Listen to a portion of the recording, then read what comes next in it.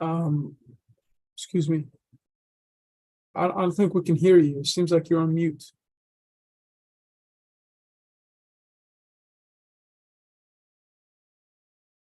Okay. As I was saying, so today we have a very esteemed panel to discuss just transition and reporting and evidence provision along that. And what we're going to do is I'll give a brief overview from the DBSA side, and then I'll hand over to our panelists, two of which are online. You'll see them. There's George Baldwin from Marsh and Talal Karim Al-Ubaid from ICD. And then with us here, we have Abel Sakau, who's a Chief Sustainability Officer from Sanlam in South Africa. And we have Alice Pothier from the Institute for Climate I4CD. We may be joined by Frank Magolo. He's unfortunately running a bit late, but we'll carry on in the meantime. So from the DBSA perspective, I'd just like to show you for what we're doing with respect to our development results reporting program, as well as how that integrates into our broader integrated sustainable development finance approach that we have. So at the DBSA, we have what we call our integrated sustainable finance approach, which aims to ensure that we're integrating effectively the just transition work that we're doing, the sustainability work that we're doing into the organization, and ensuring that the various teams are working in alignment, all with the ultimate aim of facilitating and supporting the low carbon transition to a just world. What we've done is we have various sectors which show the alignment that we're having with our international good practice, our international commitments, as well as what we're doing on a more macro level within the organization. One of the key elements of our work on the just transition is our development results reporting framework, which is a framework that ensures that we're able to report to all our partners in an effective and shall we say easier way, as well as internally for our internal purposes and reporting for our strategy and how we go forward with respect to that. So what we've done, we've created a framework.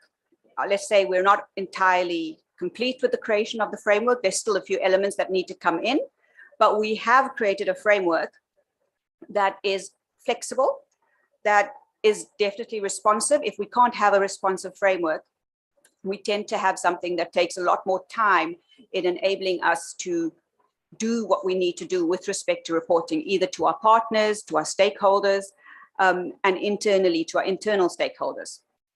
And then lastly, we have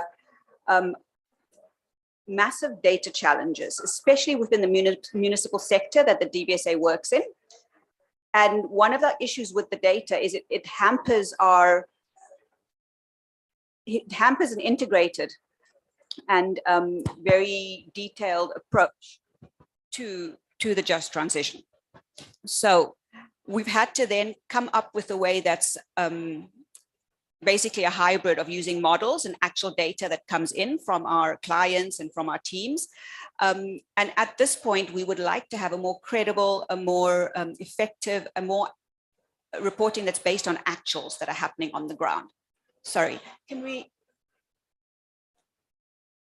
Okay. So in a nutshell, this is our development results reporting framework. You can see on the left-hand side, we have what we call our core sector indicator framework that deals with the indicators, metrics, and taxonomies for inputs and outputs, outcome impact indicators.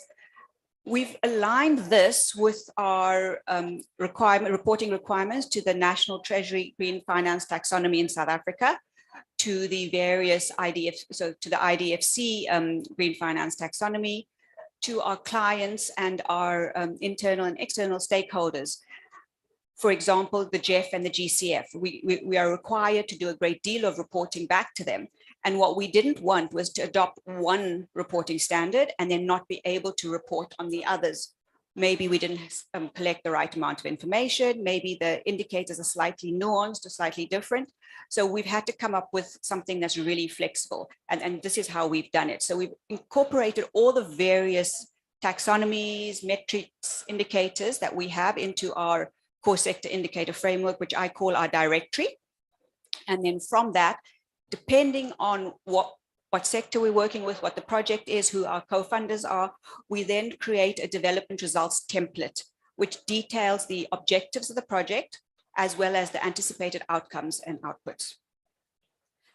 The indicators we use are pulled across from our core sector indicator framework into this development results framework.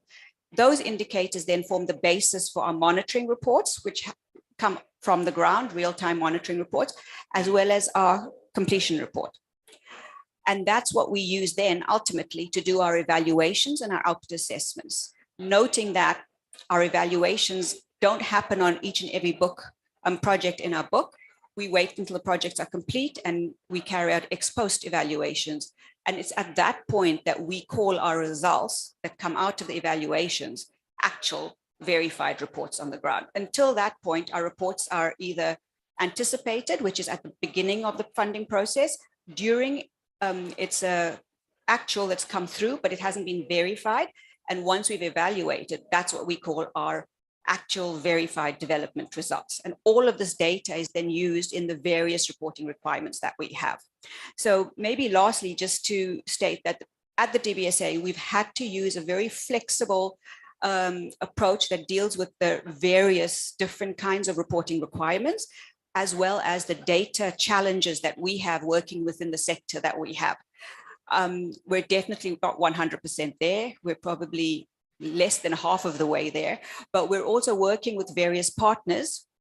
For example, the IDFC and JEF and GCF and KFW, all our partners, to try and better and tweak the system to make it more effective.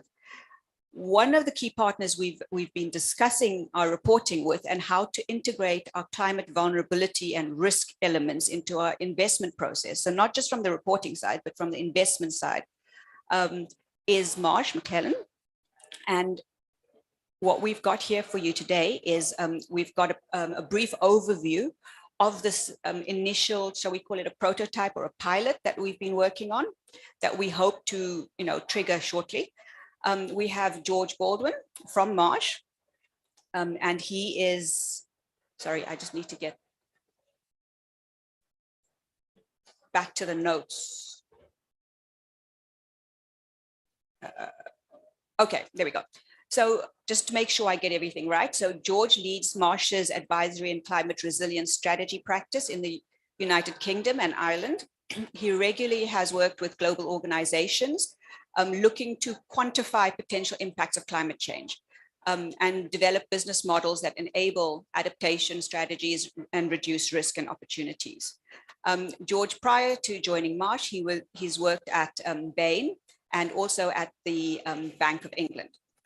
Thank you. George, it's over to you. Thank you so much, Safira. Before I launch into the actual content, can I double check that you can hear me okay in the room? Yes, we can. Loud and clear. That's a relief. Okay, in which case, thank you so much both for that introduction, Safira, and indeed for letting me be part of your event today. This is probably one of the most interesting and fiendishly complex topics that will get covered over the course of COP. And it's genuinely a pleasure to be able to contribute to it with you. So why am I talking to you all today? We have had the beneficial tailwinds here in the UK of strong regulatory leadership from the Bank of England, and of course, the fact that the TCFD framework was the brainchild of Mark Carney, who previously led that institution. That's given us a goodly insight into what taking a large and complex financial institution from a position of acknowledging the risks associated with climate change and the broader ESG agenda through to trying to quantify that in a quite meticulous and precise way across various lending products, what that means, how you need to go about it, and the sheer complexities of doing so in a large institution. Now, what I would say on that is that there is more good news than makes it out into the public sphere on this. The level of intense debate that I've seen large multinational banks undertake on the subject of the finer points of climate modeling is vastly more sophisticated now than it was 1 year, 2 years ago. What gets released in the course of a TCFD report, and we may come on later to reporting this to the broader world, of course, is obviously a slightly more muted version of what is discussed in the internals of any bank, as you would imagine with any form of reporting, but it is at least now underway in a material way. Of course, per Safira's introduction, what hasn't changed is the scale of the problem concerned, which is the complexity of assessing a whole bunch of data that has never previously been required for credit risk, has never been required for underwriting or monitoring, and has never been systematized into a bank or lending institution more broadly. And that's why I was really heartened to hear your introduction there, Safira, concentrating on upskilling the necessary functions across any lending institution as the ultimate starting point of this before we get onto the specific data points or the modeling flow. The risk management team need to learn to ingest and interpret different types of data, particularly when we talk about climate within the broader ESG agenda. That comes with a whole bunch of health warnings that I'll come on to in a minute. It's not just understanding the climate risk, it's understanding the limits of the models you get to work with. Fundamentally, at board level, having an understanding of which sectors the institution will lean into is obviously a point of heated debate, but not as heated as the discussion of which sectors will be less within appetite as a whole, or what activities will be less within appetite as a whole over the course of the coming 5-10 years. And then lastly, depending on the nature of one's counterparties and the geographies in which one operates, various forms of consumer protection might be relevant. That may not come up so directly in a DFI context, but each lending institution here present will have customers who have an expected relationship with them to provide funding and liquidity. At what point, if they are increasingly out with appetite, and how does one intervene? These are the complex questions that we must grapple with quite before we look at the specifics of the data. So as you may be able to tell, I will take a climate first swing at the ESG agenda as I talk through some of these points. But a lot of what I have to say here on the subject of climate, which is a large part of our raison d'etre, it will also be applicable to that broader agenda. And I do think now, stepping out of the experience we've had in the UK and more to the theme of this session, development banks have a uniquely complex challenge in grappling with climate data. For a start, you are often operating in the most exposed geographies when it comes to population and physical risk, versus those in more developed nations where the risks are there, but they are perhaps more incremental. If we look at the fact that over the last 3 years, South Africa has experienced not only record droughts, but some of the deadliest flooding events of the past century within the last year, that kind of typifies the scale of the challenge. And that is today, before we trend out into the future. At the same time, there's an increasing and complex industry of climate models that one can choose from to try to understand the picture of the world today and out into the future. Now, this is a big part of where we work, given our heritage with catastrophe risk modeling, which is, of course, the genesis of many of the climate models available today. What I can say is that, like any complex geographical model, some geographies are served better than others by these kinds of tools. And the accuracy, unfortunately, tends to correlate with those markets which are most in demand and most paid for, meaning that a greater level of sensitivity for the likes of a flood model can be expected in some nations more than others. And as a result, it's quite possible to conceive that one might find that the models are more or less accurate depending on whether one is working in a developed or indeed developing nation. Lastly, on this point, sorry, my screen went a little strange there. The last point I would make on the DFI challenge is that it's important to continually engage with your mandates to continue lending in order to actually serve the populace for which the DFI community has grown up. So if we step back for a second and say, those are all the things that are specific to the audience in this room, what is it that the rest of the world is grappling with in parallel to you? It is trying to shake truth out of the black box that is climate modeling and plug it into a credit risk process. Now, I mentioned that this is a burgeoning industry. It is quite complex to understand these things outside in. It's complex enough when one gets under the hood, I can assure you. But to take a few of the do's and don'ts out of this, a lot of climate models available today, leaving to one side the issues of geographical accuracy, will treat physical risk purely in terms of the severity of the outcome. That might be that the lender gets a score out of 100 for whether or not a site is risky, or it may be that you get some kind of physical metric like wind speed or flood depth, but you don't actually get any ability to interrogate what that means for your particular asset in this particular lending opportunity. Lastly, all of these models are updating all the time, but typically new perils, new severities, new geographies are released within a 12-month cycle, which means that it's very difficult to say that the best model today will be the best model over the coming 5 or 10 years for your particular use. All of that in combination means that possibly one of the most significant decisions a DFI can make is where it's going to source reliable climate data from, if it wants to use this as part of the lending process, if it wants to understand best what the risks are going to be over the next 30 years in a particular location. Now, there are some opportunities to improve upon what is available today and probe this with your chosen suppliers. But 2 points I would definitely commend to this group. One, can you adapt the outcomes of the model for the particular profile of the asset? It clearly matters an awful lot more to you if we're talking about extreme heat stress for a school or a hospital. It matters an awful lot less if we're talking about a solar farm. And yet it will be a case of garbage in, garbage out if you can't differentiate by particular assets' vulnerability when it comes to talking about downtime, when it comes to talking about damage by peril. The other issue is one of talking too much about averages and not enough about tail events. As you will all be aware, credit risk is the story of tail events writ large.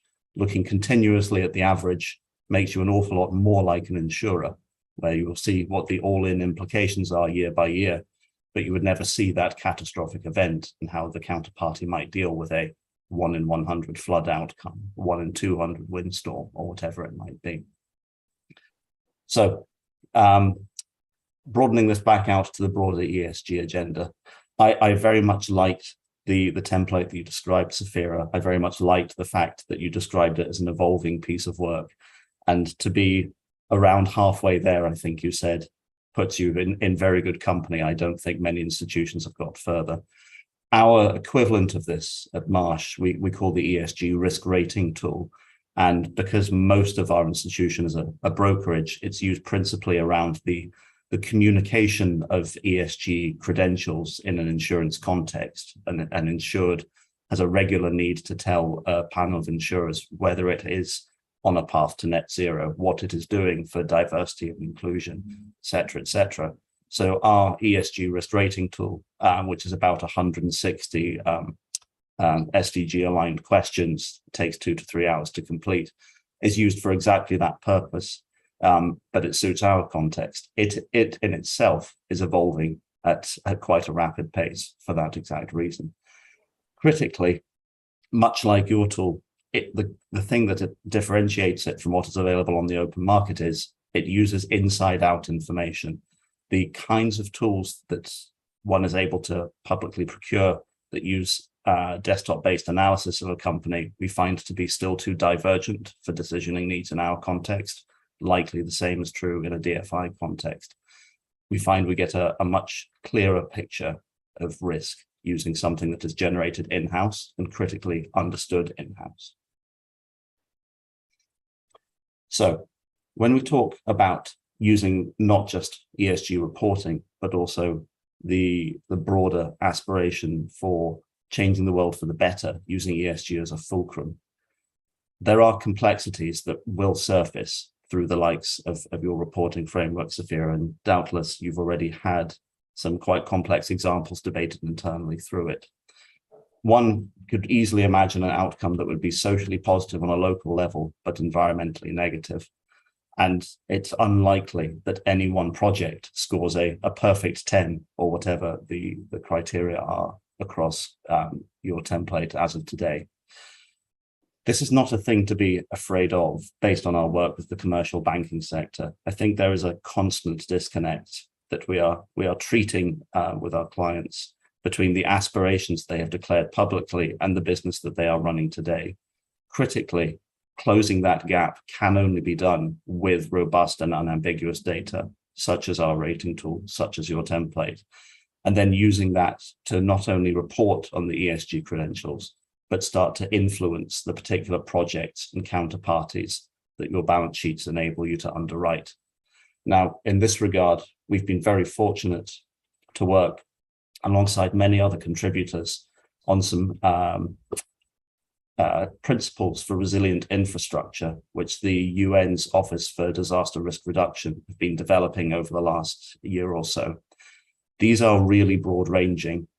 They cover everything from positivity for nature to the broader local economy to employment within the region, and the list goes on. But critically also come with fairly robust and yet simplistic KPIs. So some of the points I would call out for ensuring positive outcomes from particular projects, which the UN's principles support, include simple ideas. When you are at the point of, or rather when a particular project is in the point of design and you have the opportunity to invest, the opportunity to improve the design at this point to make it more resilient in the uncertain world in which we are facing is at its best. To give a very straightforward and crude example, multiple smaller power generation units, be it of whatever source, but of course solar is largely a parallel exercise to start with, results in more uptime in more circumstances. Similarly, the opportunity for managing down the carbon intensity of a project and ensuring nature positivity is easiest when it is on the drawing board and by far the cheapest.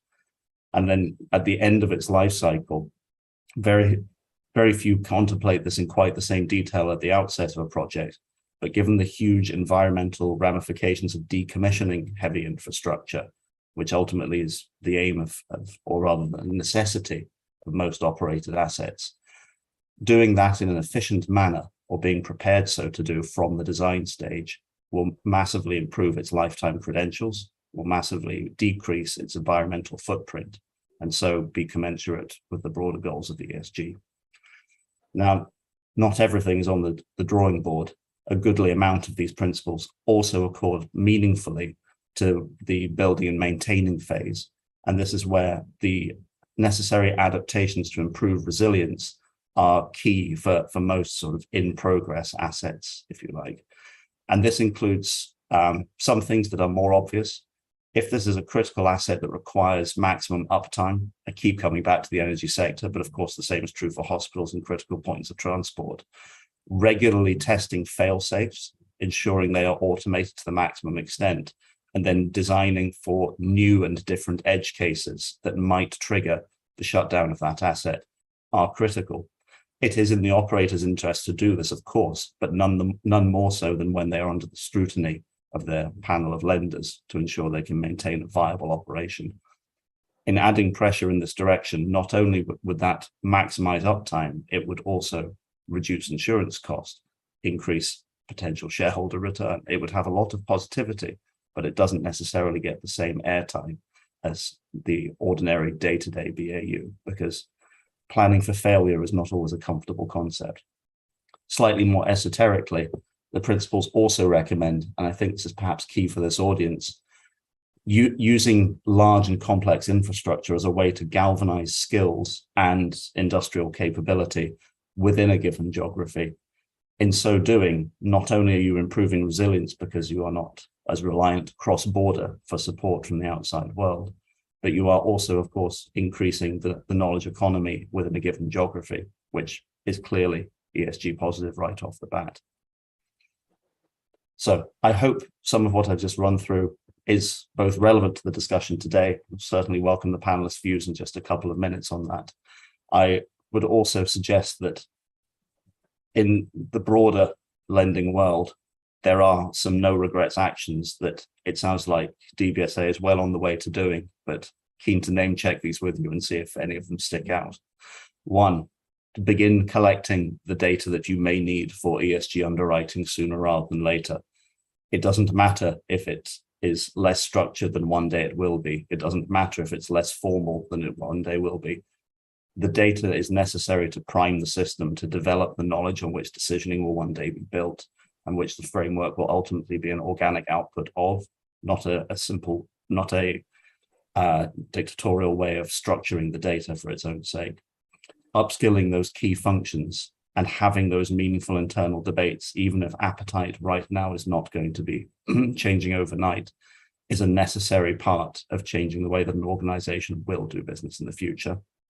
I heard you mention, Safira, that you're already reaching out to other bodies to which you are report, potential co-investors, on how they're approaching ESG and how to make interoperable ESG reporting more of a reality.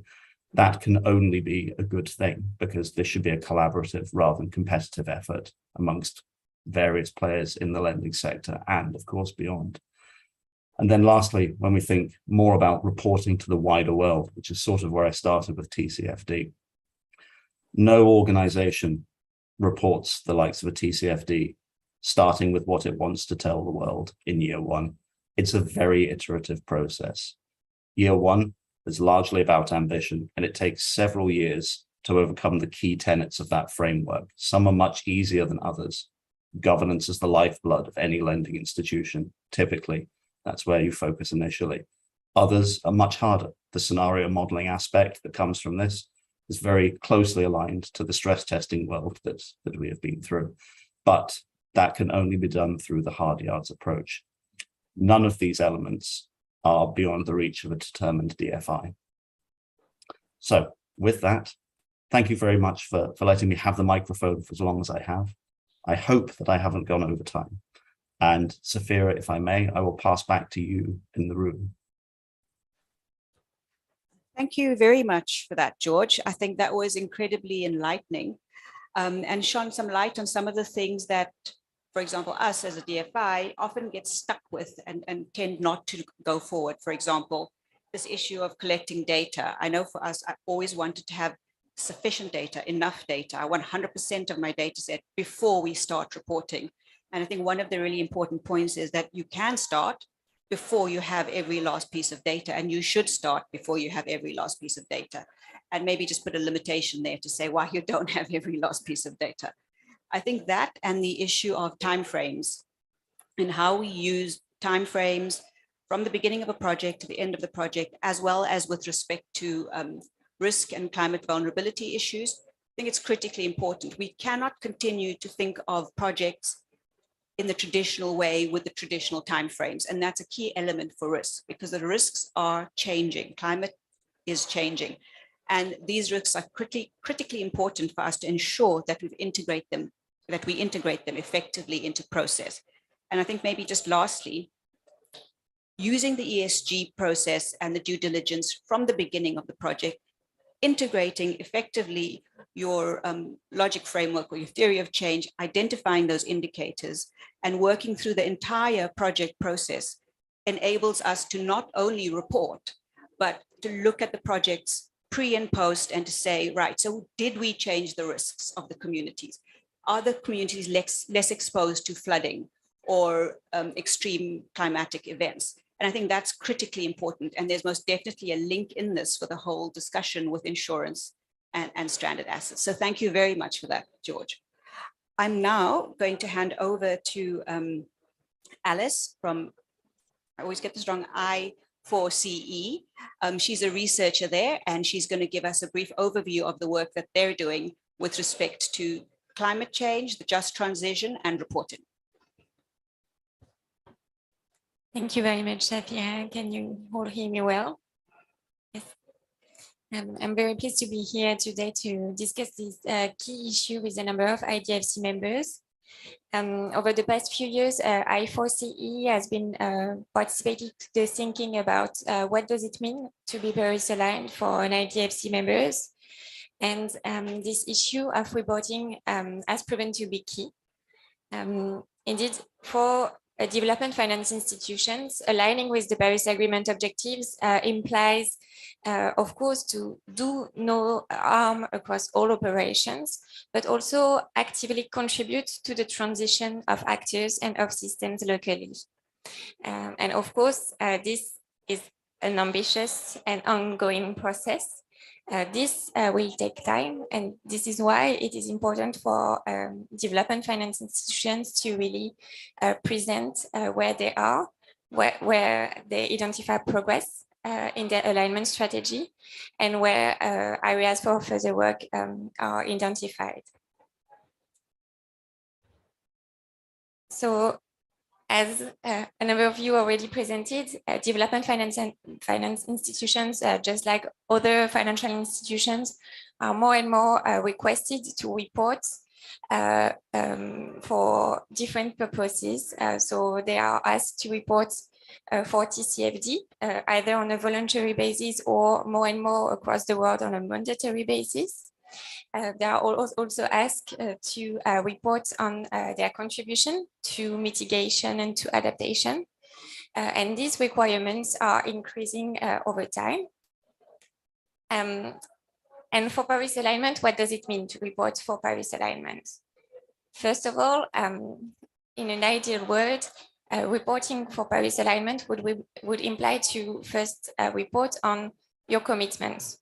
What does it mean concretely? And what is the ambition of your institution? What are your targets? And what is your strategy to achieve these targets? Because of course, for development finance institutions, this will not have the same implications as for a private financial institutions. And so on that basis, it is important that DFIs also identify the specific metrics that will be needed to really implement and present how they aim to really contribute to the transition and adaptation of systems locally. And the choice of these metrics is indeed important, as it may incentivize the institutions to go in one direction or another. Indeed, a number of institutions such as DBSA, for example, will have an important role in accompanying some of the most carbonized actors today, and they will need to really accompany them. So this is important that they present some metrics about, for example, their exposure to transition risk. But of course, we can expect that development finance institutions over the next coming years will be probably more exposed to transition risk than, for example, commercial financial institutions, because they will be in this process of also supporting some of these actors in their early retirement. And so it will be important beyond the numbers as well to also explain the why, and explain why, for example, they might have an exposure a little bit more important to this risk than other commercial financial institutions. And this will be an important part of the exercise. And this exercise will, of course, be very important for partners to really explain their strategy, explain where they are on this journey for Paris alignment, but also for themselves, as you mentioned, Safia, in your introduction, to also identify where further efforts might be needed in some sectors specifically. If you identify that, for example, some sectors are more difficult to decarbonize than others, and where some additional efforts might be needed. So yeah, I will maybe stop there, and we can maybe come back during the discussion. Thank you. Thank you very much, Alice, for that. I think highlighting the issues of the capacity and the sharing of knowledge is critically important. And I think the work that Alice and her organization are doing is critically important in support of the DFIs and even the private sector. I will now hand over to Talal Karim Al Ubaid, who's our virtual panelist. Talal, if you could please give us an overview of ICD and what sort of work you're doing within that space in relation to reporting. Thank you. Well, good morning, everyone, and thank you, Safira, and a special appreciation, of course, to the DBSA for having this session and inviting us to take part during the COP27. For us at ICD, we're the private sector arm of the Islamic Development Bank Group. And really our main objective is to support the bank with everything related to private sector operations within our member countries. Now, with regard to overall reporting, when it comes to just transition and when it comes to SDGs and green and climate, what we try to do is we, of course, have a board level approved strategy that we follow. And this strategy is, to some extent, is aligned or looks at very closely the work that's been offered by our member countries in terms of their NDCs. And of course, we look at their VNRs. And what we try to do is we try to align our investments with sectors that these countries have identified for themselves that they feel will help them meet the different requirements and net zero transition goals and plans that they have put in place for themselves. So this it really is not rocket science. I mean, it kind of, you know, they've done the work and we just kind of help support them with that regard. And when it comes to the actual reporting, we've done something, you know, as a DFI, we work in 55 plus countries. There was a very dire need to really kind of ensure that the indicators we're tracking speak to the nature of our audience and our stakeholders. And given the fact that we are involved with a number of partnerships and syndications, we found the best avenue to tackle this challenge was to harmonize our indicators with these different partners. For example, we're involved with what's called the HIPSO, the Harmonized Indicators for the Private Sector Operations. It's a group of about 28, 29 development institutions. And there, what we do is we meet regularly. We have some working committees, and we really try to ensure that the indicators that we all track resonate with our end partner and client, in whether it's a country or a private sector operator. At the same time, you know, by following our own, you know, philosophy is something that sets us a little bit unique, I think, from many other institutions, is the fact that inherently, as an Islamic development institution, the way the Islamic business model or the economic model works, I think, in my opinion, is quite compliant with overall ESG and SDG kind of parameters. So this for us really makes our work a little bit more easier, for the lack of a better term. So from that angle, we're able to shy away from sectors that inherently are doing harm, because that's built into our philosophy of the way we do business.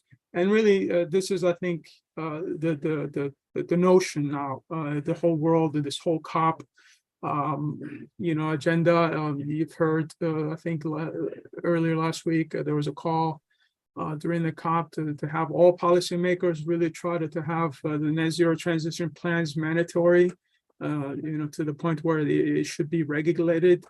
So for us, this is, you know, what we're hearing from our partners, and this is something that we can just point out to say that this is already working with us. And then lastly, I want to point out to the way we capture the reports themselves, the data. And the data will forever be the challenge for all of us. But what we try to do is we really try to annually, of course, we have the field visits and we go and talk to our partners, but we also do our annual surveys where we reach out to our clients and we try to ask them these questions with regard to, you know, development indicators that we try to report on, and of course, anything related to the climate or GHG emissions and that sort of thing. But the last thing, and I know I said but the last thing I do want to point out, I think one thing that is also fundamentally very important is too often we want to think that by shying away from some sectors or by supporting other sectors, that we simply are just going to, you know, create a solution. It's very important to understand which sectors are causing the most damage. And if we, and quite often those sectors actually yield the least amount of employment and opportunities for most folks. So when I say mining, when I say steel manufacturing, when I say energy sector, traditionally those sectors don't have a lot of employees. But one thing that we should start focusing on, I think, as DFIs is really the agriculture sector, and we've seen the importance of that with the ongoing Russia-Ukraine challenges. And the agriculture sector employs a lot of people, but then at the same time, if we're going to offer solutions in terms of how to find climate-friendly kind of solutions to the sector, we want to ensure that whatever those solutions are do really address any possible negative spillovers that could happen because of these climate-friendly solutions that are provided. So this is just something that we're looking at to keep that in perspective, that even with our solutions, they have to be sector specific, and they have to kind of even country specific at some points. And that's why, going back to my first point, mimicking and aligning ourselves with the NDCs of the countries and the VNRs really helps us tremendously. Thank you. Thank you very much for that, Talal. I think you've raised a critically important point, and that speaks to context-specific solutions and reporting, as well as organizations and DFIs using their own philosophy to help with the transition. I think that's critically important. And it also shows that you don't have to use a cookie cutter approach. We can go beyond cookie cutters for our reporting, especially within the sector and within this discussion. With that, I'd like to hand over to Abel from Sanlam. He's the Chief Sustainability Officer at Sanlam. And please, could you give us a brief overview of the work you've been doing within the sector? Can you hear me? Good. Yeah, I think, and thanks, Sophia, for the opportunity to have this conversation. I think it's, reporting is not an easy thing to understand, because for us, I think the first question that we had to ask was, what are we reporting for? We first have to resolve that as an organization to say, are you aligning your reporting to answer the ranking and ratings agencies' needs, which then you'll run different internal processes to get to that outcome? Or is it focused on driving impact in areas where you operate? Then your approach and philosophy becomes completely different. Or is it about CSI compliance? Government says you must spend 1% of your net operating profit, and then you just spend it, and then you comply and you tick a box. And I think those are the fundamental questions when you design your outcome reporting processes within an organization. And I think that's where we are at a Sanlam perspective to say, what is it that we want? What is it that we want to show from our reporting? Yes, ranking and ratings are very important, but we also realize that if you align all three aspects into your processes, you are able to satisfy multiple needs from a reporting perspective. And also, what is also important to us, because Sanlam is a Pan-African financial institution that operates in multiple jurisdictions that have different contexts in terms of development. So it's important also to say, what is your just transition framework as you carry on and undertake your reporting processes? Because you get into, in South Africa, we're highly carbon intensive economy. And then you go to other jurisdictions where we operate, they are low carbon intensive. And the type of work that we'll do there and the type of reports that will come out of that work will be slightly different. And then you look at your stakeholders. We manage third-party money from an asset perspective and investment, but we also have balance sheet money that we have to manage. So in terms of reporting, you also have to then understand, you are talking at what level of the organization in terms of investment. Are you talking from a third-party money? Because you might have different mandate in terms of where you have to deploy the capital or the investment. from a balance sheet man, you also have a different mandate, from the shareholders. So it's important to understand that landscape. And that's the work we're currently doing within Sanlam to say, how do we then ensure that we've got an integrated processes that will not confuse the consumer of our information in terms of when we talk from a reporting perspective, what are we talking about? And there are international frameworks that we use. For example, the SDGs, because we are more impact focused, because we believe we can do more from the S side. So we use more of the SDGs. We belong to multiple signatories in terms of the principle for responsible investing and all TCFDs. So it's important to then segment your processes to ensure that you can get the right information. But I think what was critical for us is also to realize that, the whole issue of ESG, climate change, is not a race to the top. We can run and get to the top, and then we look behind and we've left a sea of poverty. So we then came to a conclusion to say we have to create partnerships that matters.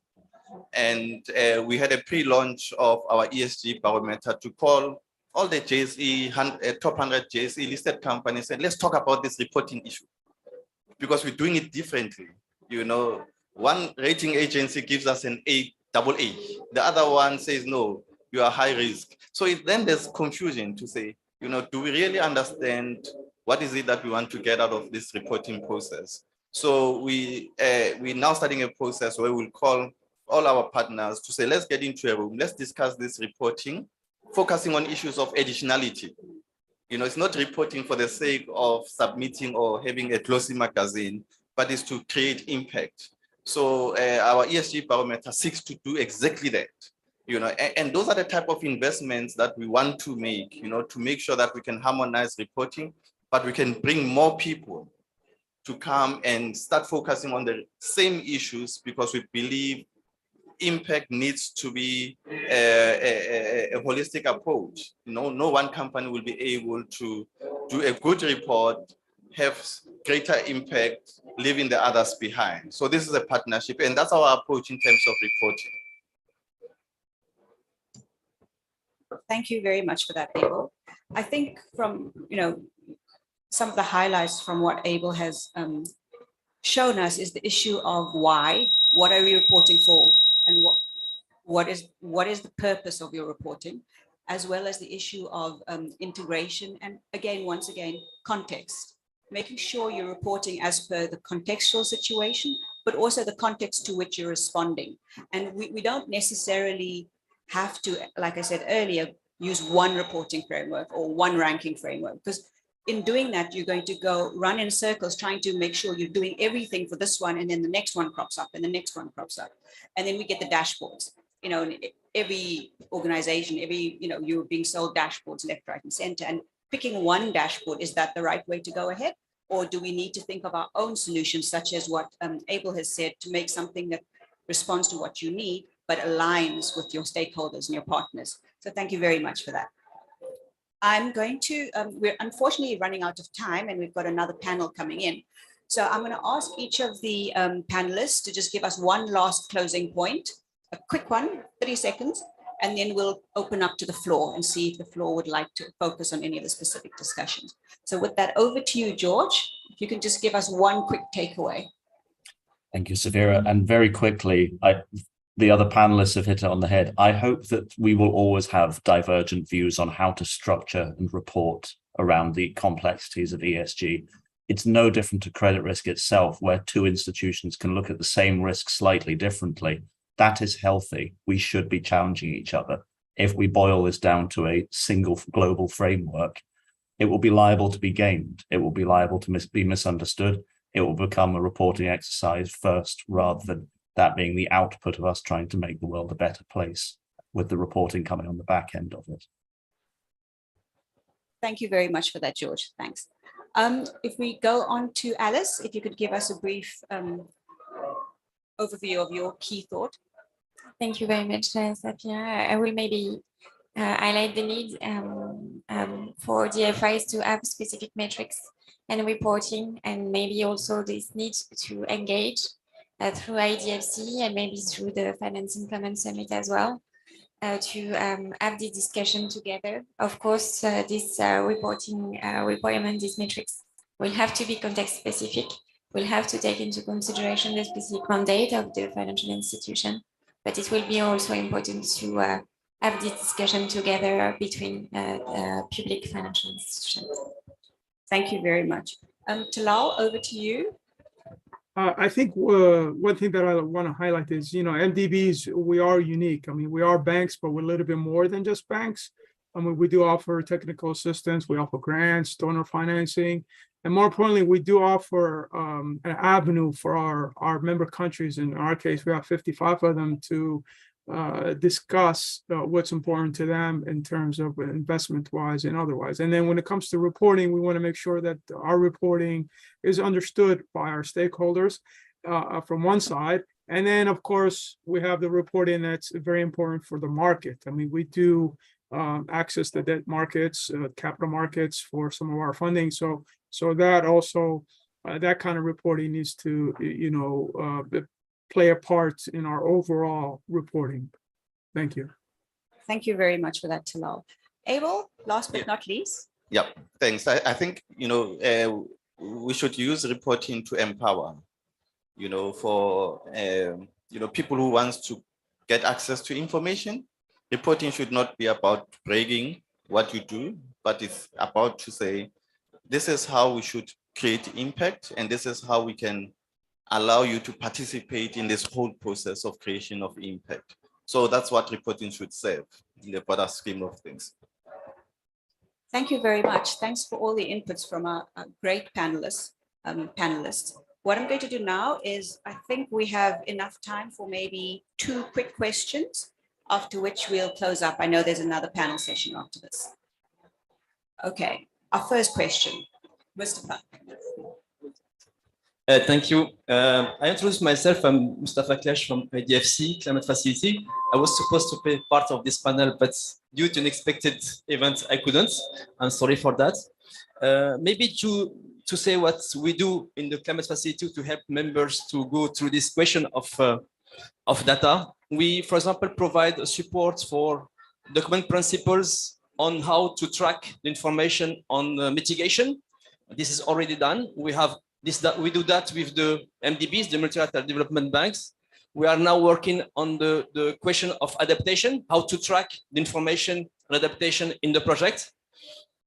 I would like just to say that information, of course, is important. You know what is the most important asset of a bank? It's IT system. The IT system is everything. Without that, the bank is blind. So the question of climate and the just transition, for example, it's just another piece of complexity. But the question how we can make the information understandable and intelligible for banks so they can be confident to use it for their system. This is where we are focusing more. In fact, that's how we can make these things easier to understand, how we can at the same time to have this the integrity of the data that we collect from the fields can be used for informing the decisions and the presence of the projects within the banks. It is key. Without that, the banks will not go to that project if they cannot understand it. So we are processing data in the banks. So this is very important to take into account that we have to, the bank has to evolve in a way to understand this information. We have also the actors should also try to translate the information in a way that the bank can understand. This is the two sides approach that we need. It is important to, if we want to move on this question. Thank you. Thank you very much for that, Mustafa. Maybe if we could take one question if there is, and we can just do a brief response to the two questions together. Okay, so we have no more questions, which I think it means that we were perfectly wonderfully clear and everybody understood and loved everything we said here, which is what I hope. Maybe just a quick response. Does anybody like to respond to Mustafa and the specific need of how how to better use information to be understood better and to inform. Any takers?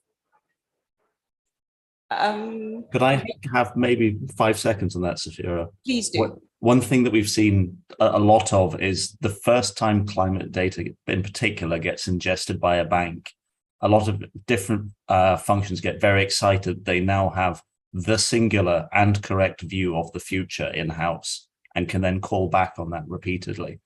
One thing I would commend to this group and to anyone else that's working with this data is it's a first cut of the future, and the models concerned evolve so quickly that taking the view from 2017 as to what will happen in 2035 is clearly, when you stop and think about it, not the best approach to climate data.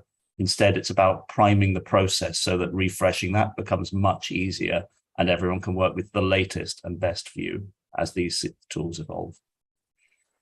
Thank you very much for that, George.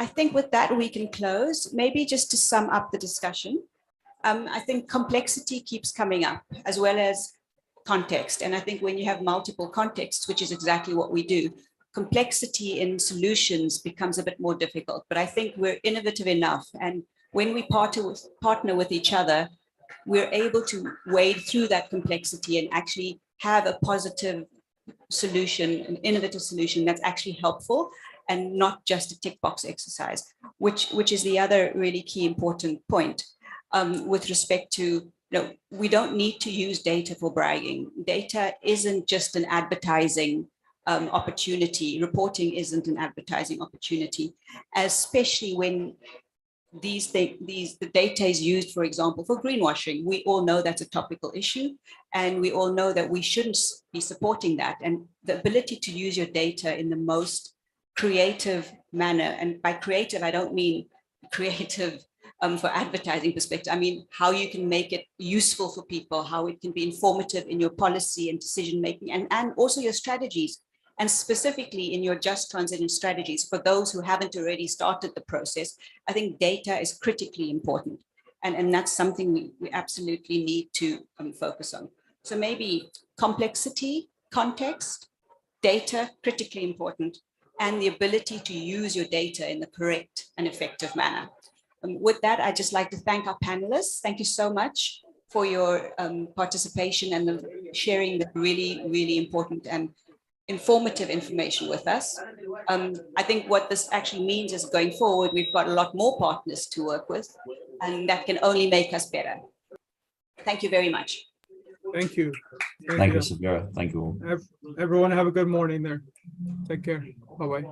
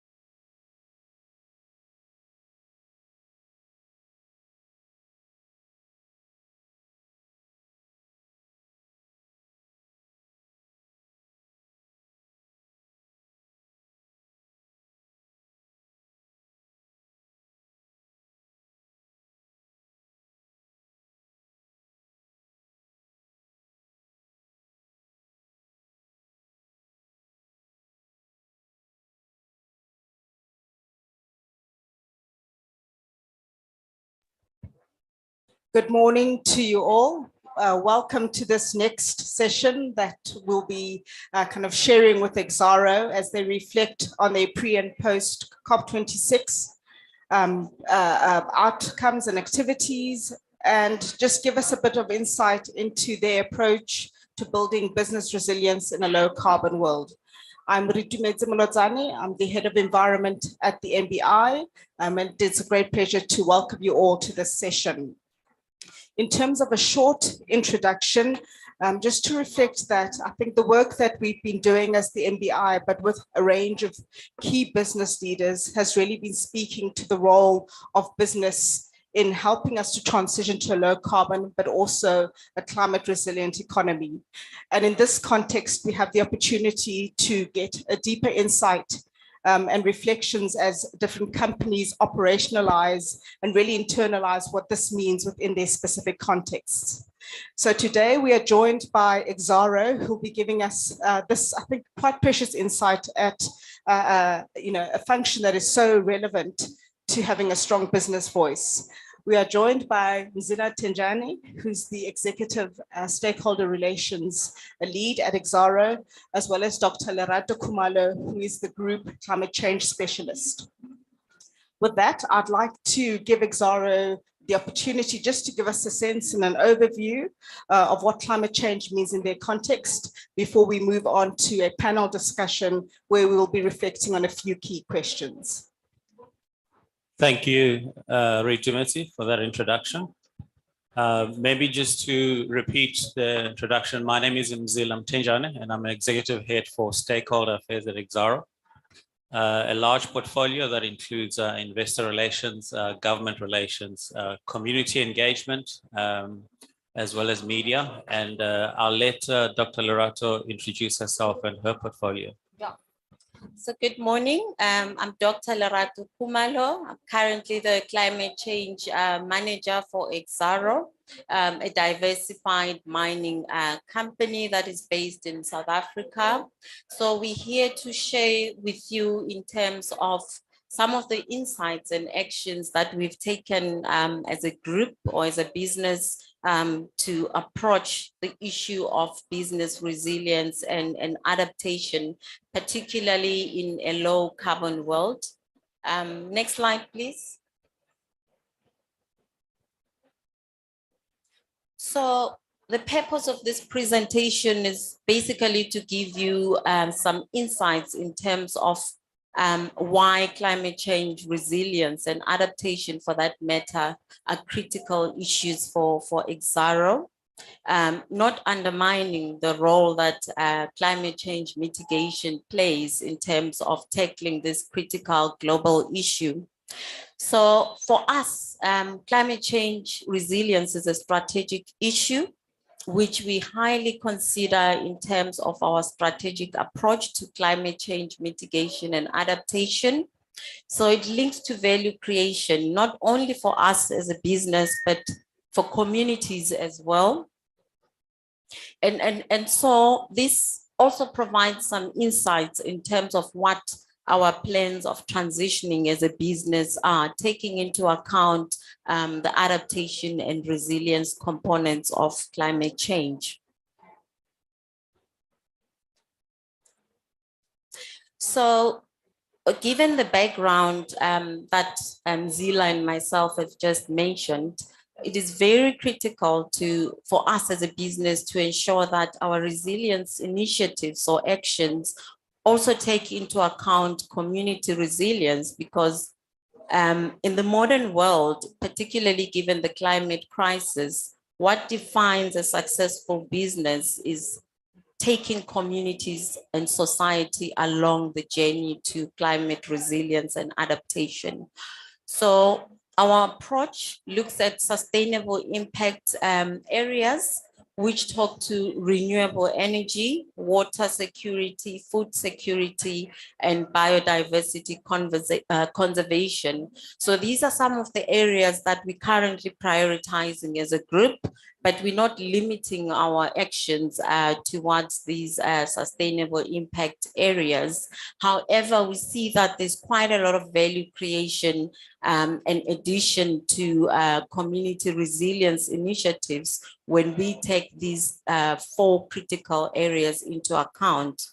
Our objectives obviously include the social impact sides, and the desired social impacts include job creation, which is very important, taking into account the South African context and the triple challenges in the form of poverty, inequality, and unemployment. So through these sustainable impact areas, we hope to address some of these socioeconomic issues that the country is currently grappling with. And then the issue of transition skills is something that we're also prioritizing, particularly given that we will be transitioning as a business to low carbon technologies or businesses for that matter, which is the renewable energy space and the mineral space. We're looking at investing in the low carbon mineral space, looking at manganese, copper, and bauxite. And hence, as we transition, we also acknowledge the fact that transition skills are going to be very important to enable us to get to our purpose and vision as an organization. Contribution to the green economy or circular economy for that matter is very important for us, because then it provides that cyclical or holistic and systematic approach to climate change mitigation, adaptation, and resilience. And the growth of SMMEs, I know most of the discussions in the pavilion have also touched on this issue because of the high social impact that we can achieve through growing SMMEs in the form of job creation and providing opportunities for women and youth as well to become entrepreneurs. So the empowerment of women and youth is a very key tenet of our strategy. We're looking at various initiatives in which we can employ the youth and women, especially given that women and youth are drivers of change and innovation in our communities, not to mention society as a whole. And so eradicating poverty while taking into account an inclusive approach to youth and women development is very critical for us.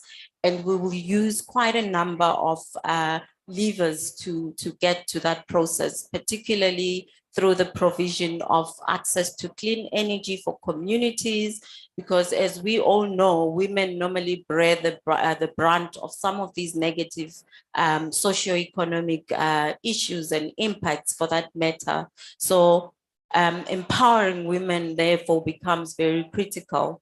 And also our objective is to apply innovative and human-centered approaches to empower entrepreneurs and to support them to respond to the negative effects of climate change. Obviously, given the fact that some of these negative impacts have been exacerbated by the effects of COVID-19, and that becomes a ripple effect in a developing country or context, particularly when we look at South Africa and the associated negative effects of COVID-19.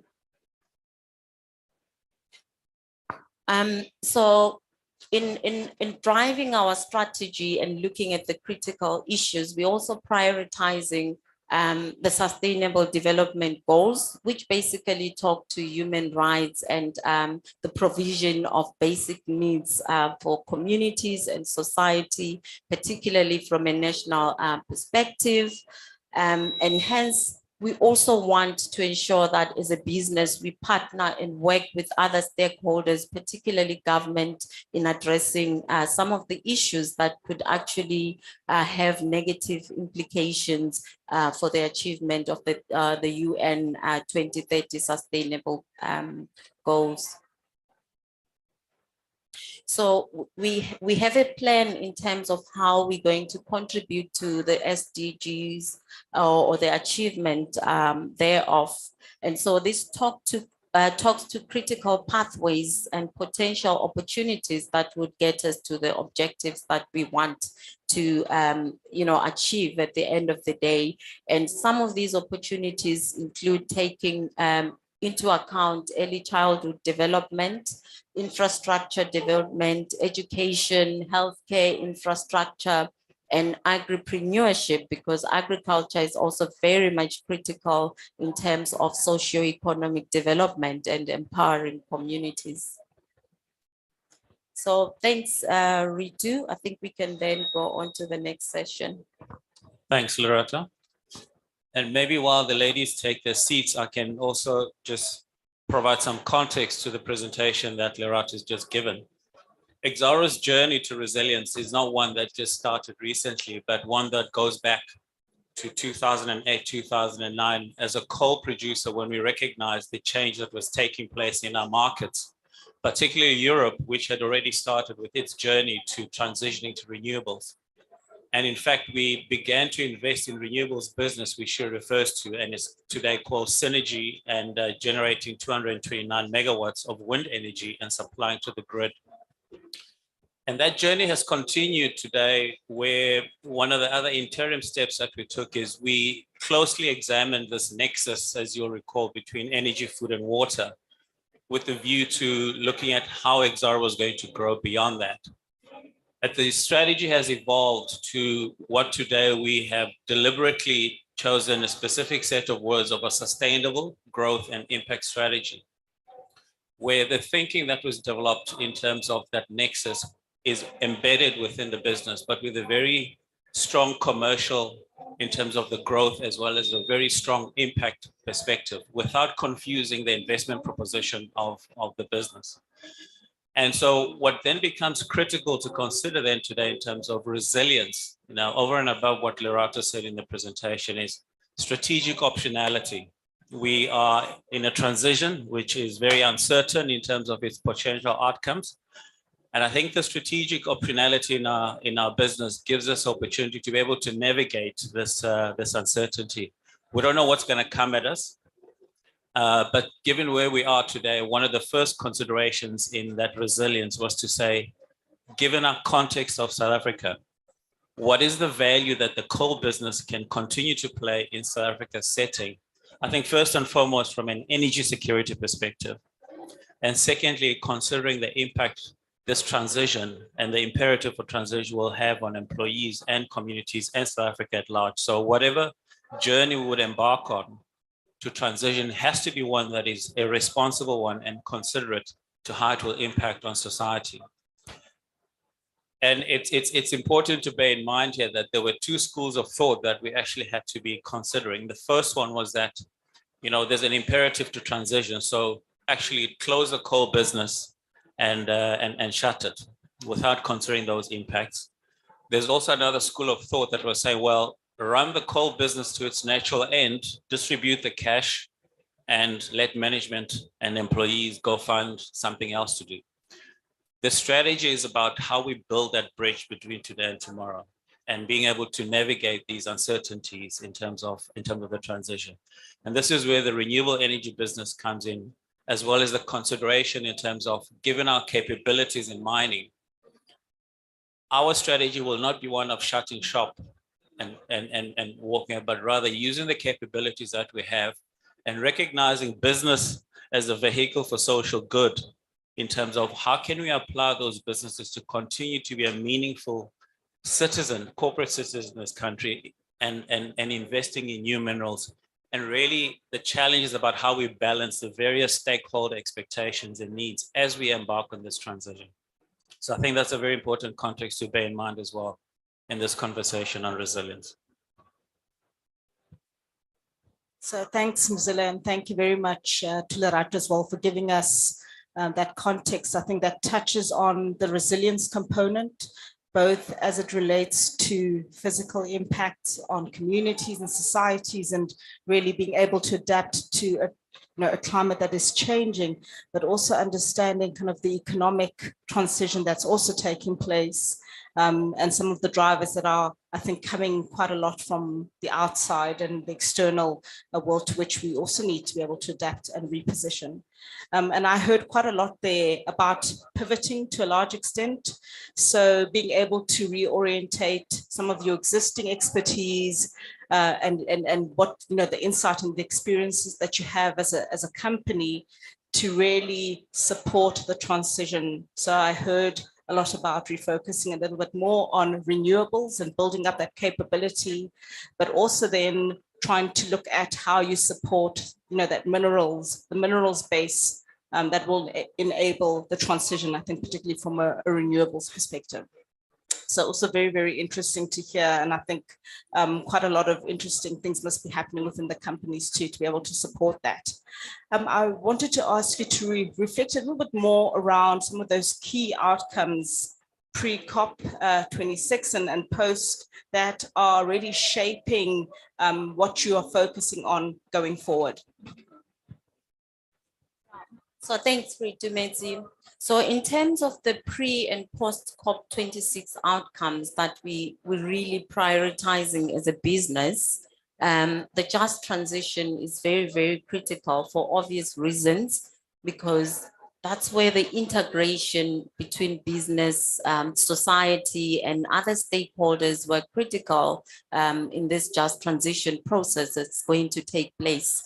And it's very much important for us, seeing that we're operating in a developing country context, to take into account the societal challenges and issues, and to really partner with government and other stakeholders in trying to deal with some of the challenges that we're facing as a country, and what the transition means for us, given the fact that our power system is based on fossil fuel generated energy. And so it's some of these considerations that drive our ambitions and will as an organization to be part of this just transition process, but also most importantly to also contribute from a global perspective in ensuring that we get to the 1.5 degree Paris Agreement objective. And then the most critical one for us is obviously taking communities and societies along, as I mentioned, a very critical area that we need to, as businesses, to take into account. The voices of communities and society are going to be very important in this transition. And basically, it should be an inclusive and transformative transition that, you know, we can pride ourselves as a business on. So prioritization of collaboration and partnering, particularly with other businesses in terms of scaling social impact and partnering to, you know, get to some of our just transition goals are very important, especially when we look at some of the regional areas in which you find quite a number of businesses coexisting, for example, mining and power generation. So partnerships in that context become very, very important, because ultimately you want to scale impact and not only act in a solo manner as a business. So scaling of social impact is a very, very critical one.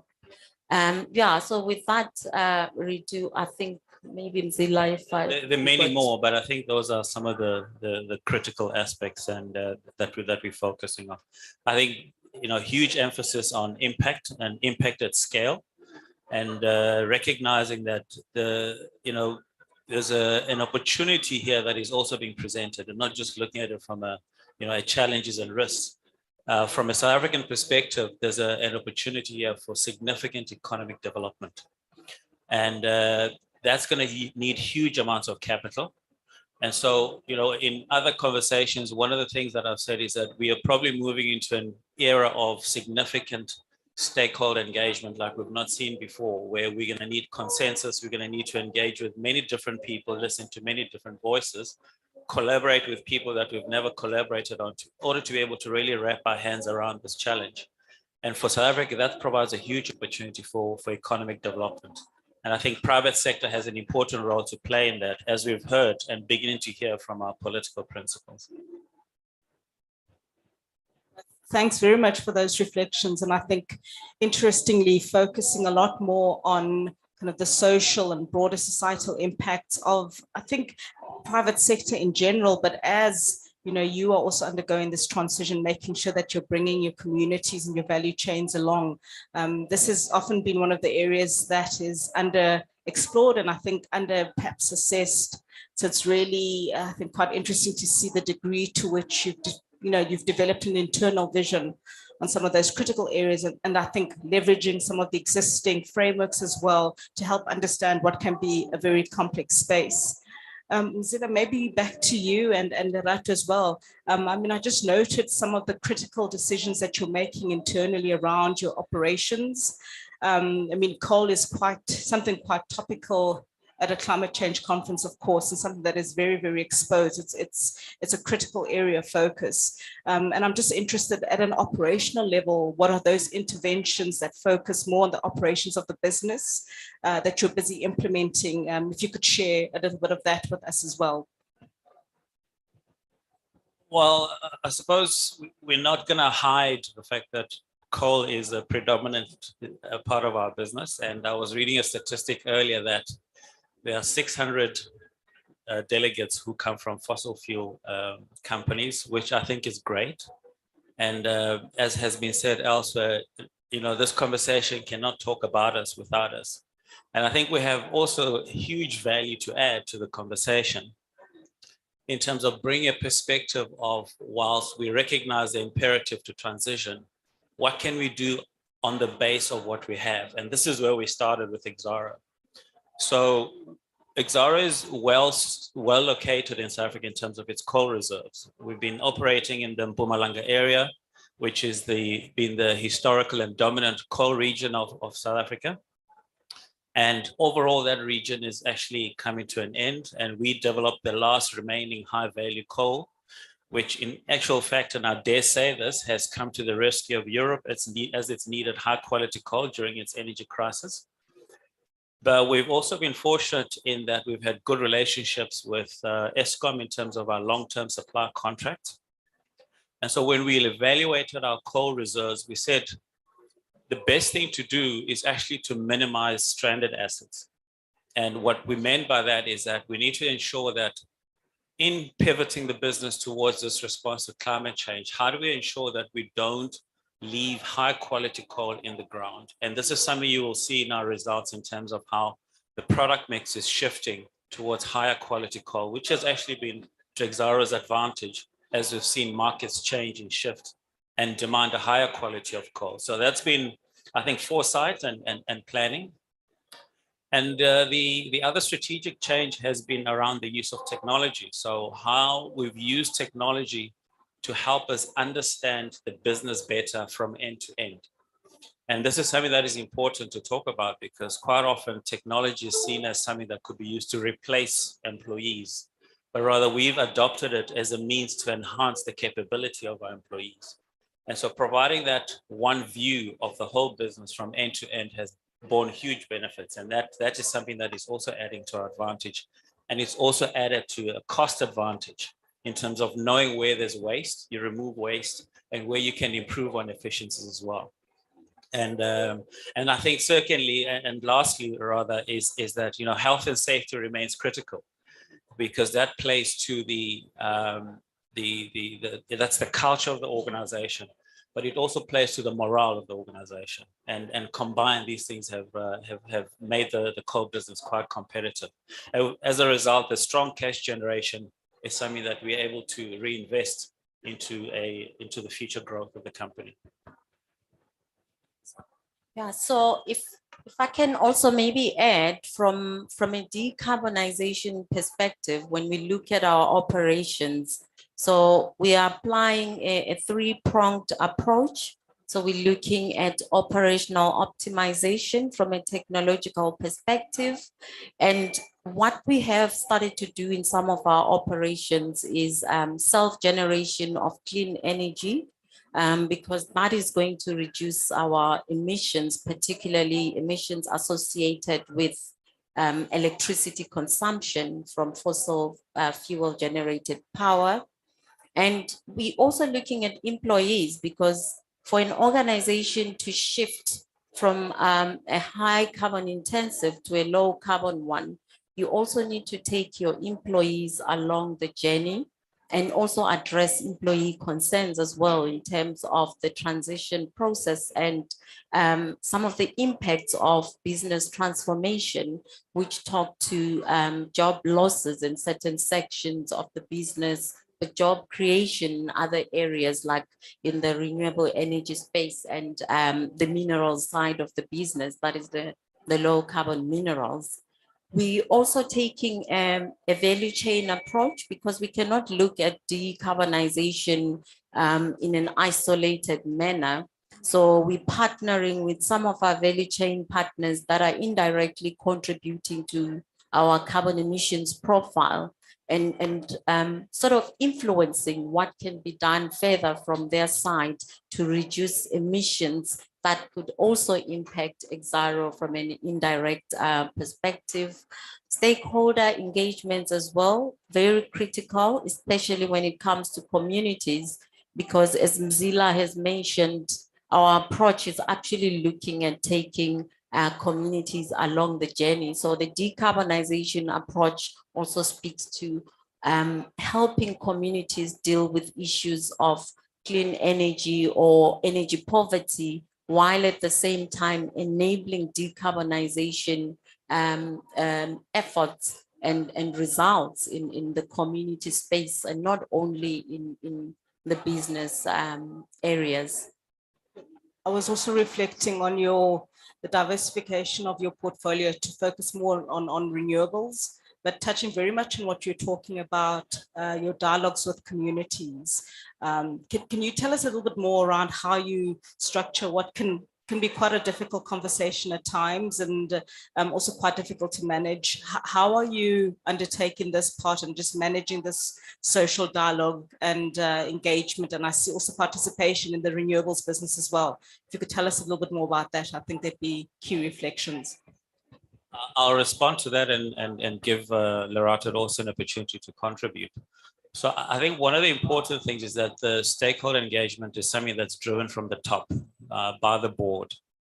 And I can say this with confidence, given last year and earlier this year, the leadership from our Social Ethics and Responsibility Committee in terms of Stakeholder Day for communities. And the important role that plays is not what we have to say to communities, but rather listening. And so we take in a lot, and I'll add, we take in a lot of abuse, but despite that, there's, and when you listen carefully, the concerns of communities are no different to the concerns that are being expressed in this pavilion. The issue of, I think, firstly, given where the country is, just the basic access to the basics of energy, food, and water. Whether it's clean energy or coal energy, there's a need for energy. There's a need for clean water. There's a need for employment. And that is informing our strategy as a business in terms of how do we take these issues into consideration as we embark on this journey.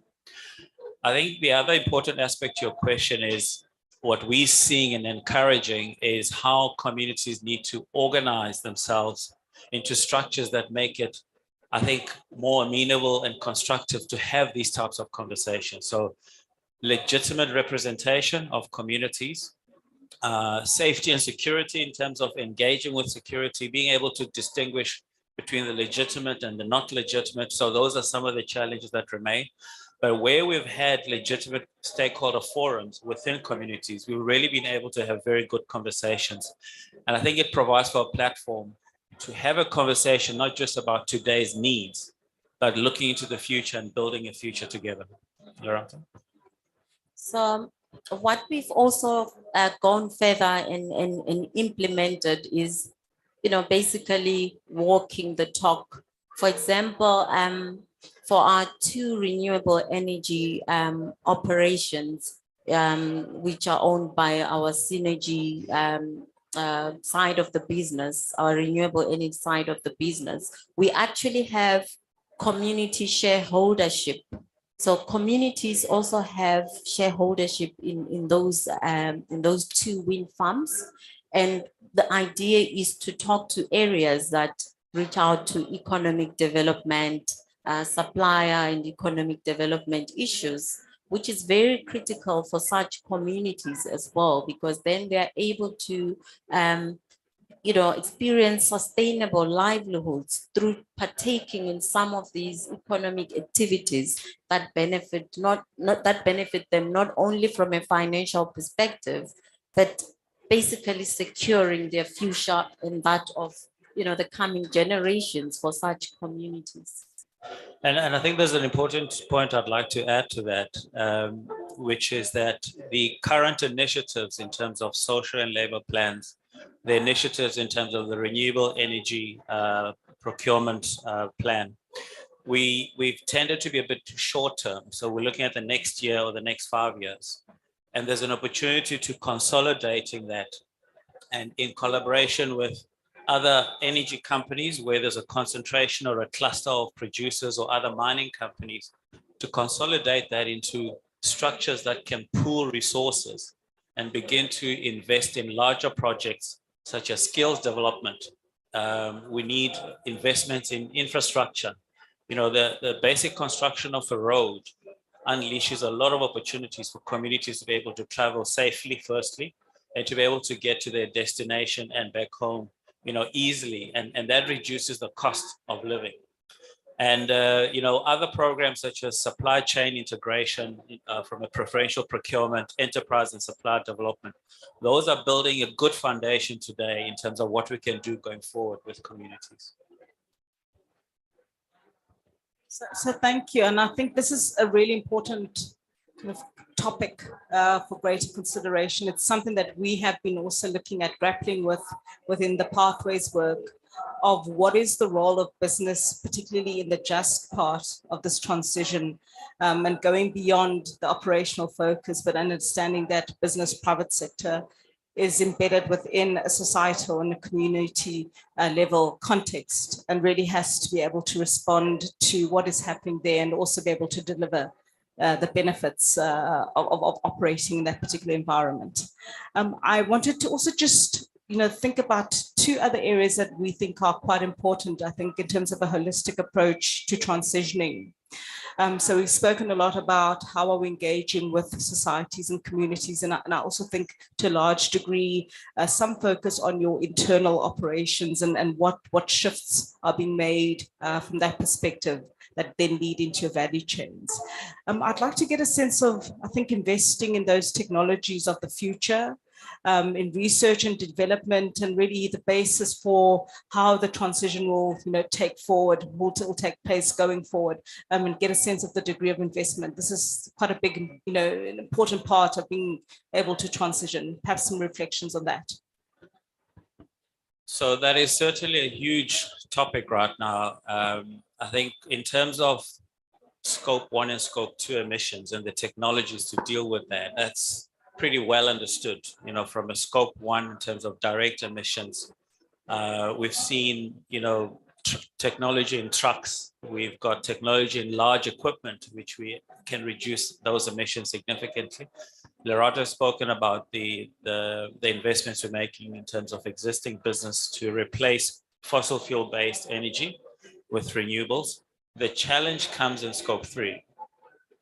And there are still opportunities to improve further on scope 1. And so carbon capture and usage and storage is one technology that is spoken about.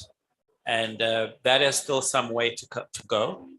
I think hydrogen probably speaks largely, across each of these emissions.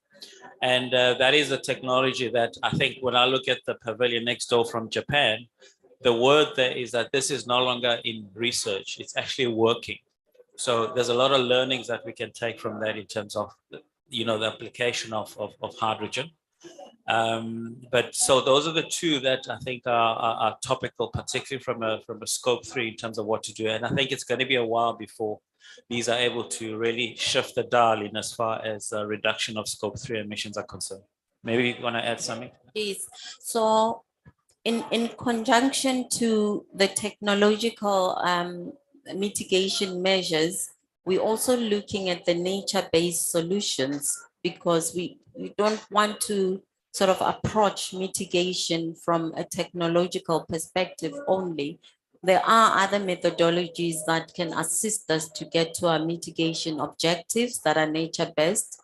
So for example, we have afforestation and reforestation programs, particularly in some of our operations that are currently in closure, because those are very important initiatives in terms of carbon sequestration and increasing the amount of carbon sinks within the organization as we look at mitigating our emissions.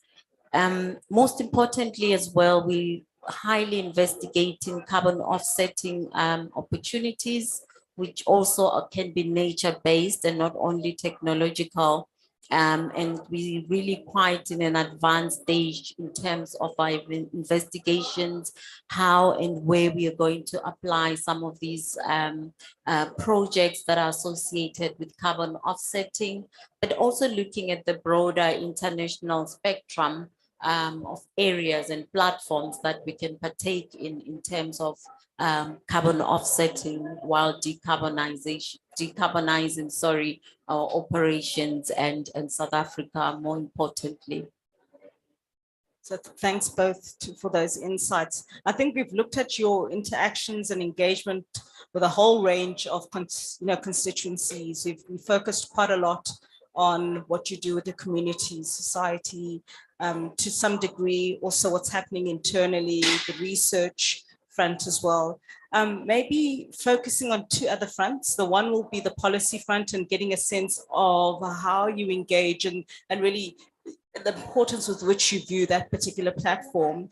And then the other one, perhaps more from an ESG type framing and terminology, what you're doing on that front, and perhaps also how this also helps you to engage, I think, with other business stakeholders and investors, I think would be, quite some useful insights as well, if you could share. I'll let you take the policy. Okay, will do. Yeah, so, I mean, policies is very important in our approach to climate mitigation and adaptation. And I think above all, policy is an enabler of change. It's an enabler of giving certainty as well, particularly in the investment space. So we have been actively participating and engaging in various stakeholder forums on policy, particularly on climate change related policy in this case, the carbon tax with National Treasury and other government departments like the Department of Forestry, Fisheries and Environment. The climate change bill, Exxaro has been very much an active player and participant in reviewing the bill and being part of the business delegation that was tasked with looking and reviewing the climate change bill. So we also had an opportunity to meet with other stakeholders from labor, NGOs and government while we were all reviewing the climate change bill and putting our thoughts together. In terms of the business forums, we're very highly active in the Business Unity SA forum as well, because they deal with policy and the impacts of to businesses and other stakeholders. And that's really a platform where we've actually had a voice in terms of our inputs to various policies that are targeted towards climate change mitigation and adaptation.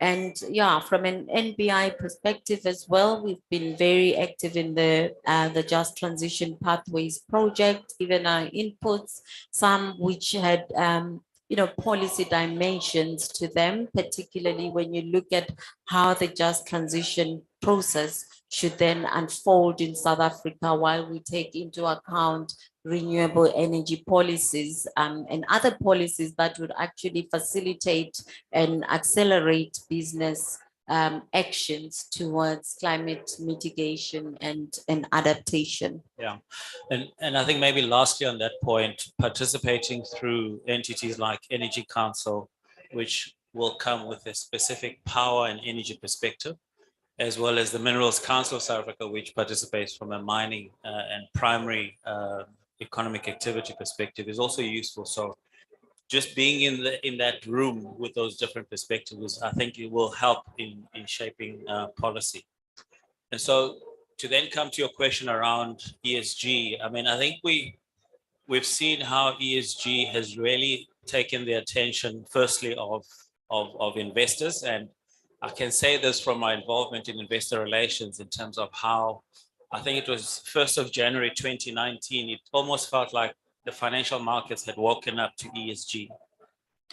And what you've seen is that when money speaks, people listen. And so industry as well has been responding to that. But what has been critical for us in terms of ESG is not to make it a tick box exercise. And as Lerato showed in her presentation, that I think from an investor perspective, it provides that context for investing, because if you think of what they're trying to achieve, it's about reducing that contextual risk, which then provides for that added investment or the alpha in the investor. From a business perspective, it's an opportunity to deal with some of the material challenges and risks and opportunities. So for instance, from a water perspective, it's not a mere compliance issue. It's about understanding fundamentally the role of water from a business, how we're impacting on water. And I think more importantly, given that water has no boundaries, how we're impacting surrounding communities and the whole of society. So we take a catchment perspective when we look at water. So it's a strategic issue and it's a material issue for the business. And so when you look at the ESG indices, you know, there's anything from 150 to 280 indicators, but we can't deal with all of those. So it's really about identifying those key factors or those key indicators that will have an immediate as well as a strategic impact on the business, integrating those into the strategy, the decision-making, and seeing how these are affecting the business in terms of embedding the resilience and the ability for the business to sustain. Thank you very much for those reflections.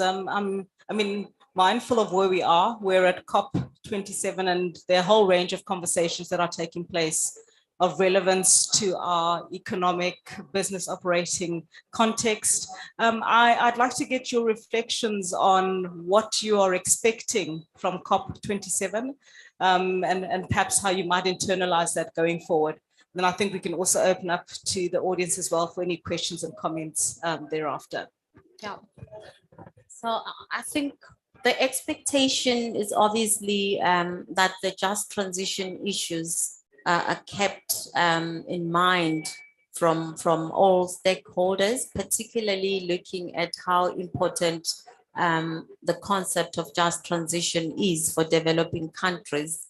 The issue of green finance as well. How do we get to our just transition objectives, especially if we want to achieve a transformative just transition process in the country and make meaningful contributions to society and changes and achieve sustainable livelihoods. So that's going to be very important for us as an organization. Technological transfer as well, given the fact that most of the mitigation and adaptation measures hinge on technology and other nature-based solutions, as previously mentioned, but the transfer of technology is going to be very important, particularly from a developed to a developing country perspective, because we do need these technologies to reduce our emissions profile and deal with the negative impacts of climate change. Nothing more to add to that. I'm happy to open the floor if there are any questions or comments or thoughts. We're quite happy to hand it over to you.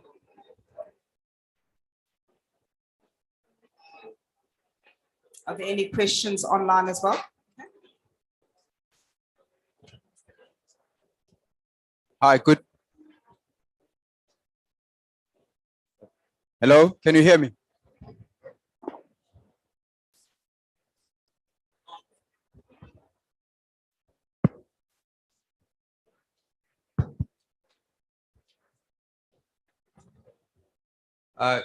Good morning. Quite an insightful discussion. I think it just opened my eyes. I think the whole climate change is an existential threat to the company. And I think Ridumetse captured in terms of the strategy that you guys are following, which is, diversifying your portfolio away from coal towards renewables, but also other minerals.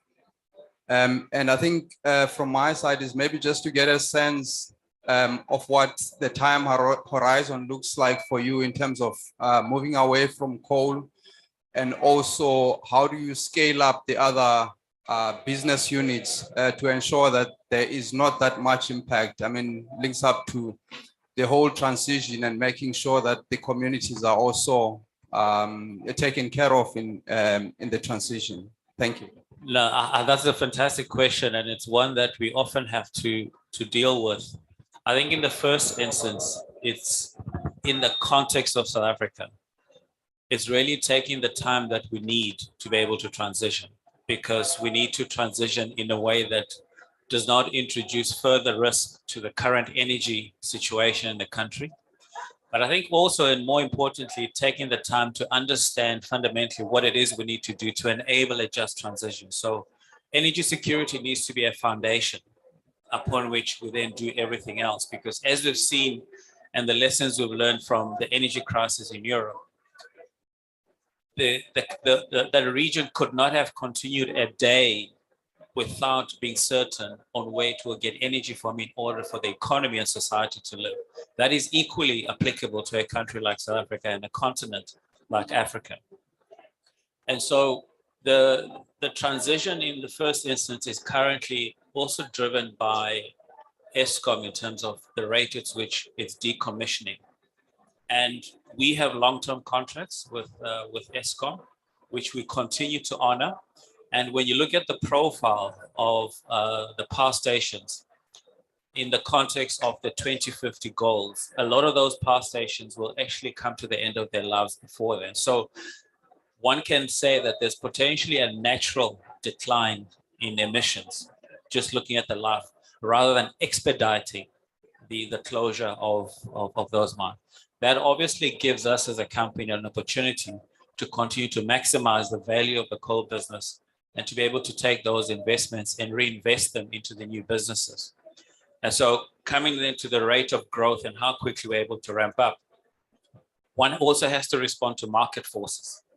So we're sitting in a situation where renewable energy, we've seen how our government has opened up opportunities in terms of being able to invest in renewables. But we're going to lean into that very strongly.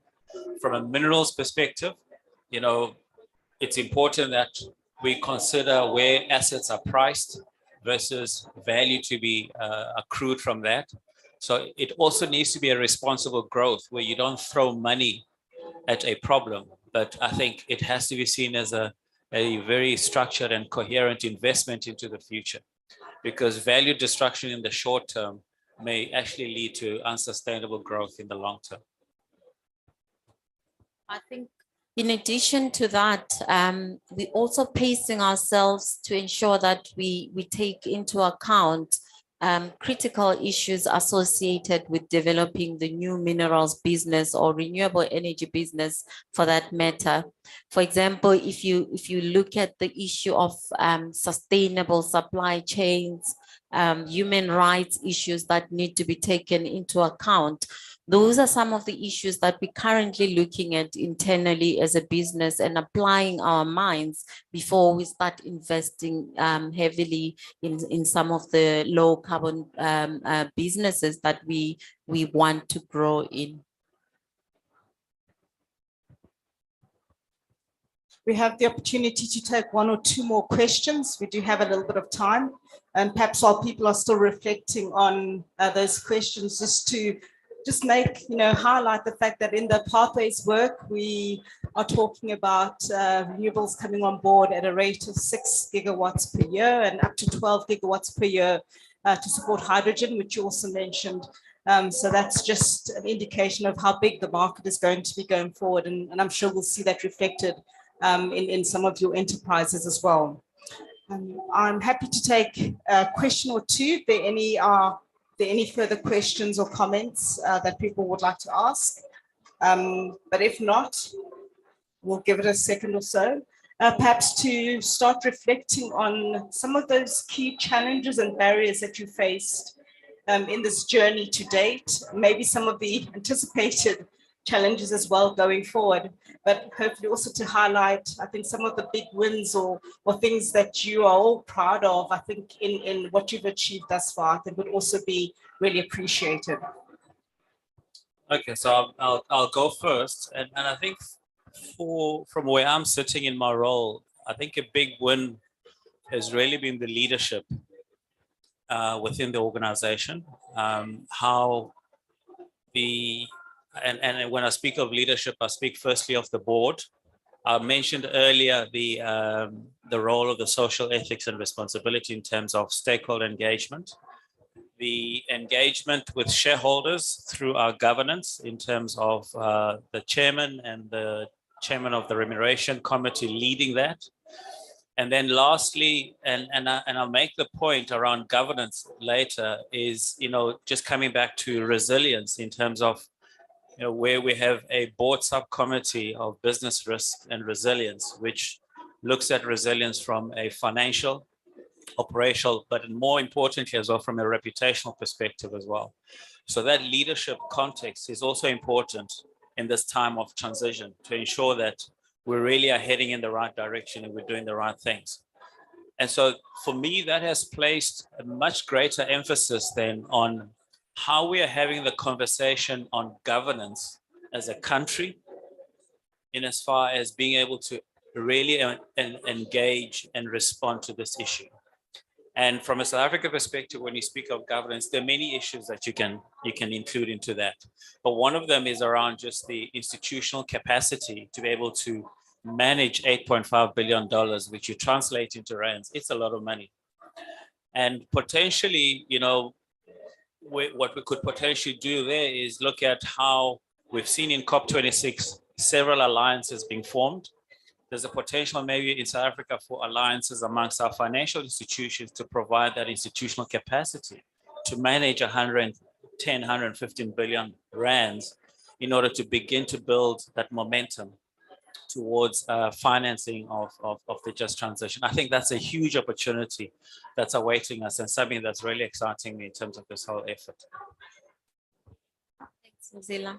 Yeah, so Ritu, you also mentioned challenges. I think one of the main challenges, obviously, as mentioned previously, is the current national circumstances, particularly from a socio-economic perspective and energy security as well, which we all need to consider as we plan or map the way forward in terms of our business transitioning process. So you're not only looking at what is good in terms of the transition for Exxaro, but you also have to take into account our context and challenges and the role that we play as a business in trying to mitigate and partner and collaborate with other stakeholders, particularly government, in unlocking some of the challenges, while at the same time we get to our transitioning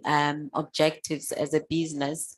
And maybe the last one from a technical perspective, some of the technologies that we're really looking at in terms of achieving our carbon neutrality objectives are either in the developmental phase or they are available, but not on a commercial scale. So, in planning your decarbonization roadmap or pathway, those are some of the constraints and challenges that you need to take into account, especially given that the rate of technological development is quite fast paced and you don't know what might come next and what the financial implications of that technology will be, and how will then that impact on your decarbonization objectives.